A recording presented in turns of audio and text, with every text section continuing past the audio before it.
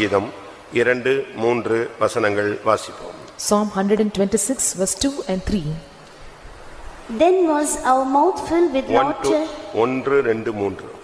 when the Lord turned again the captivity of Zion. We were like them that dream. Then was our mouth filled with laughter and our tongue with singing. Then said they among the heathen, the Lord had done great things for them.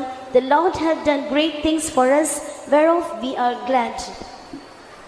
சீயோனின் சிறையிருப்பை கர்த்தர் திருப்பும்போது சொப்பனம் காண்கிறவள் போல் இருந்தோம். அப்பொழுது நம்முடைய வாய் நகைப்பினாலும் நம்முடைய நாவு ஆனந்த சத்தத்தினாலும் நிறைந்திருந்தது. அப்பொழுது கர்த்தர் இவர்களுக்கு பெரிய காரியங்களை செய்தார் என்று புறஜாதிகளுக்குள்ளே சொல்லிக் கொண்டார்கள்.